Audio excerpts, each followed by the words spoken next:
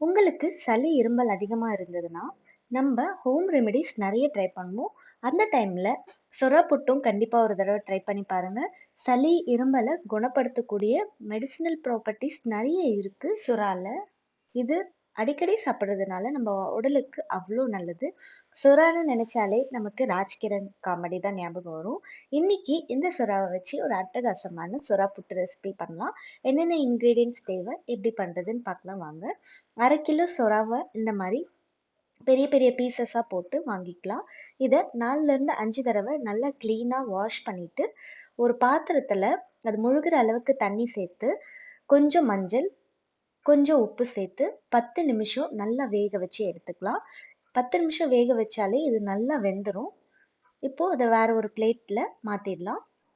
ரொம்ப சூடா இருக்கு இப்போ. நல்லா ஆறுனதும் தோலும், எலும்பும் எடுத்துடலாம் சுறால இருந்து. சுறா நல்லா வெந்து ரெடி ஆயிடுச்சு. புட்டு பண்றதுக்கு ஒரு துண்டு இஞ்சி, 10ல இருந்து 12 பூண்டு, இஞ்சும் பூண்டும் இடிச்சு எடுத்துக்கலாம். பச்சை மிளகா 2ல இருந்து 3 பொடியா கட் பண்ணி எடுத்துக்கலாம். 1/2 டேபிள் ஸ்பூன் மஞ்சள்தூள், 3/4 டேபிள் ஸ்பூன் பெப்பர். இது கூடவே 3ல இருந்து 4 பெரிய வெங்காயம் பொடியா கட் பண்ணி எடுத்துக்கலாம். இப்போ கடாயை சூடுபடுத்திட்டு 4ல இருந்து 5 டேபிள் ஸ்பூன் எண்ணெய் சேர்த்துட்டு கடுகு உளுந்து சேர்த்துக்கலாம். கடுகு பொரிஞ்சதும் கருவேப்பிலை கொஞ்சம் சேர்த்துக்கலாம். இது கூடவே நம்ம நசுக்கி வச்சிருக்க இஞ்சி பூண்டு அதையும் சேர்த்துக்கலாம். அடுத்து பச்சை மிளகாவையும் சேர்த்துக்கலாம். சேர்த்துட்டு ஒரு தடவை நல்லா கலந்து விட்டுக்கலாம். இதுல எவ்வளோ பூண்டு, வெங்காயம் நம்ம சேர்க்கிறோமோ அவ்வளோ ஃப்ளேவர்ஃபுல்லா இருக்கும் நம்ம சொரா புட்டு ரெசிபி. அடுத்து நம்ம பொடியா கட் பண்ணி வச்சிருக்க வெங்காயத்தையும் சேர்த்துக்கலாம். சேர்த்துட்டு நல்லா கலந்து விட்டுக்கலாம். வெங்காயம் வதக்கிறதுக்கு தேவையான அளவு உப்பு சேர்த்துக்கலாம். நல்ல கலர் மாறி இருக்கு. இப்போ மஞ்சளும் பெப்பரும் சேர்த்து நல்லா கலந்து விட்டு ஸ்டவ்வை லோ ஃப்ளேம்ல வச்சிடலாம். அடுத்து நம்ம வேக வச்சு எடுத்திருக்க சொராவோட தோலை எடுத்துடலாம்.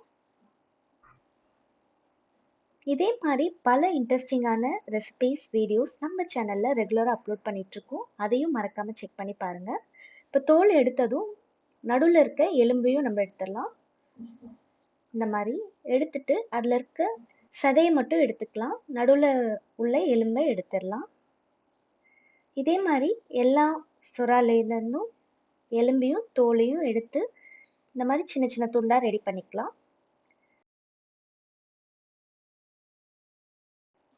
இந்த சுறாவை வதக்கின வெங்காயத்துல சேர்த்து நல்லா கலந்து விட்டுக்கலாம்.